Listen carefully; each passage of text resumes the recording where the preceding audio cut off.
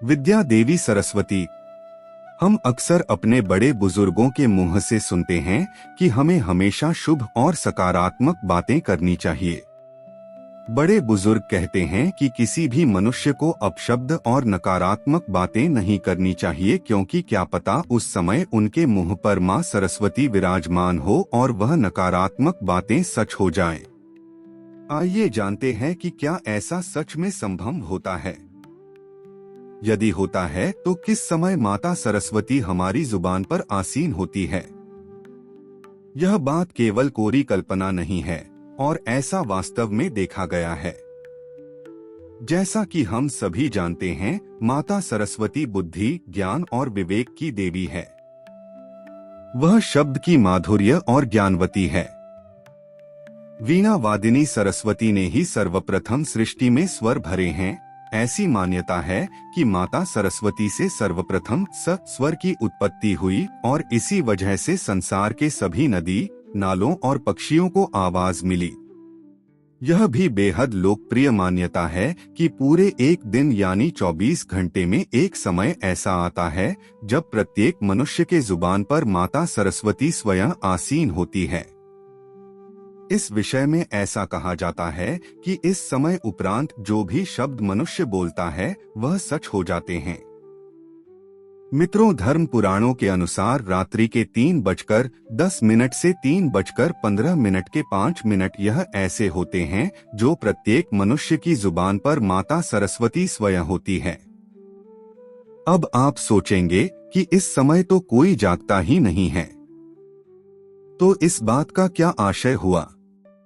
लेकिन ऐसा नहीं है। यह वह चरम सीमा समय है जब हमें किसी भी परिस्थिति में किसी प्रकार के अपशब्द या नकारात्मक बातों का वर्णन नहीं करना है। लेकिन इसका असर प्रातः काल तक रहता है, इसलिए आपको प्रातःकालीन यानी कि सूर्योदय से पहले और सूर्योदय के कुछ समय बाद भी किसी प्रकार के एक शब्द या नकारात्मक बातों का वर्णन नहीं करना है। यदि आप किसी के लिए बुरा कह रहे हैं तो वे सच हो जाता है, किंतु वही नकारात्मक शब्द पुनः लौटकर वापस आपके पास ही आते हैं। यदि आप इस समय के उपरांत बिना कुछ इच्छा के मां सरस्वती का स्मरण कर ले तो मां सरस्वती अत्यधिक प्रसन्न होकर आपको शुभ कार्यों के लिए आशीर्वाद देकर जाती है। इस समय के उपरांत बहुत से पंडित ऋषिमुनि यज्ञ कर रहे होते हैं। यज्ञ के दौरान ऋषिमुनि जिस भी देवता का आवाहन करते हैं वे प्रकट हो जाते हैं। तो यदि आप भी मां सरस्वती का आशीर्वाद चाहते हैं तो बताए गए समय पर उनको याद करें और मनवांछित फल की प्राप्ति करें। श्री कृष्ण और सुखिया मालिन की कहानी। ये बात उस समय की है जब श्री कृष्ण बालक के रूप में थे। श्री कृष्ण का मनमोहक चेहरा देखने के लिए दूर दूर से लोग दर्शन के लिए आते थे। मैया यशोदा हमेशा नन्हे बालक कान्हा की नजर उतारती रहती थी। ब्रजधाम, मथुरा, बरसाना के लोग कान्हा के सुंदर रूप का ही वर्णन करते रहते थे। ब्रजधाम में एक सुखिया नाम की मालिन आती थी। वह फल, फूल और सब्जी बेचकर अपना गुजारा किया करती थी। ब्रजधाम में सुखिया जब भी गोपियों से मिलती तो वो उनसे नंदलाला के बारे में पूछा करती थीं। बालकृष्ण की लीला सुनने में सुखिया को बहुत आनंद आता था। उसका मन भी बालकृष्ण के दर्शन करने को तरसता था। सुखिया श्री कृष्ण को देखने के लिए घंटों तक नंद बाबा के महल के सामने खड़ी रहती थी, लेकिन उसे श्री कृष्ण के कभी दर्शन नहीं हो पाते थे और शाम होते ही वे निराश होकर वापस अपने घर चली जाती। रात को खाना खाते वक्त भी वे नंदलाला के बारे में सोचा करती थी। भगवान कृष्ण तो अंतर्यामी हैं, उन्हें तो सब पता चल ही जाता था। जब उन्हें पता चला कि सुखिया उनकी परम भक्त है तो उन्होंने सुखिया को दर्शन देने का निर्णय लिया। अगले दिन सुखिया ने नंद महल के सामने आवाज दी, फल ले लो फल। सुखिया की आवाज सुनकर श्री कृष्ण दौड़े चले आए। नंदलाल को अपने सामने देखकर सुखिया की खुशी का कोई ठिकाना न रहा।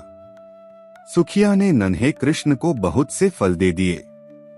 नंदलाल उस समय बहुत छोटे थे तो उनके हाथ में फल नहीं आ पाते थे। फिर भी श्री कृष्ण को सुखिया का परम प्रेम बेहद ही पसंद आया। फल की कीमत चुकाने के लिए श्री कृष्ण बार बार महल के अंदर जाते और मुट्ठी भरकर अनाज लाने की कोशिश करते, लेकिन सारा अनाज रास्ते में ही बिखर जाता था। सुखिया को भगवान कृष्ण 2-4 दाने ही दे पाए। सुखिया के मन में इस बात का कोई मलाल न था। वह तो बहुत खुश थी कि आज उसने अपने हाथों से भगवान को फल दिए और उन्होंने वो फल खाए। सुखिया मुस्कुराती हुई अपने घर पहुंची। उसकी फल की टोकरी खाली थी, क्योंकि वो सारे फल श्री कृष्ण को दे आई थी। घर जाकर उसने टोकरी अपने सिर से उतारी तो पाया कि उसकी टोकरी हीरे जवाहरात से भरी हुई है। सुखिया समझ गई कि यह भगवान की लीला है। उसने मन ही मन बाल गोपाल को धन्यवाद दिया। इस तरह श्री कृष्ण ने अपनी परम भक्त सुखिया का उद्धार किया। माँ दुर्गा का वाहन। शेर का माँ दुर्गा का वाहन बनने की कहानी तब शुरू होती है जब देवी पार्वती घोर तपस्या करके भगवान शिव को पति के रूप में पाने की कोशिश कर रही थी। सालों तक तप करने के बाद माता पार्वती को भोले भंडारी अपनी पत्नी के रूप में अपना लेते हैं। इसी बीच तपस्या की वजह से मां पार्वती का रंग काफी काला पड़ जाता था। एक दिन ऐसे ही बातचीत के दौरान भगवान शिव मां पार्वती को काली कह देते हैं। ये बात उन्हें पसंद नहीं आती। मां पार्वती नाराज होकर दोबारा तप करने के लिए चली जाती है। माता पार्वती जब तपस्या कर रही थी, उसी समय वहां एक शेर घूमते घूमते आ जाता है। माता को खाने की इच्छा रखने वाला शेर माता का तप पूर्ण होने की प्रतीक्षा करता है। समय बीतता जाता है और शेर इंतजार ही करता है। सालों बीत जाते हैं शेर को देवी का इंतजार करते करते। जब भी वह देवी को खाने की इच्छा लेकर उनके पास जाता, तो उनके तप की तेज की वजह से वह पीछे हट जाता। कई बार कोशिशों के बावजूद भी शेर माता के नजदीक नहीं जा पाता और हार कर कोने में बैठ जाता है। माता पार्वती के कठोर तप से खुश होकर भगवान शिव प्रकट होते हैं और मां से मनचाहा वर मांगने को कहते हैं। माता पार्वती कहती है कि मुझे पहले की तरह अपना गोरा रंग वापस चाहिए। माता पार्वती के इस वर को भगवान शिव पूर्ण करते हैं। आशीर्वाद मिलते ही माता पार्वती नहाने के लिए चली जाती है। उनके नहाते ही उनके शरीर से एक और देवी का जन्म हो जाता है, जिनका नाम कौशिकी पड़ता है।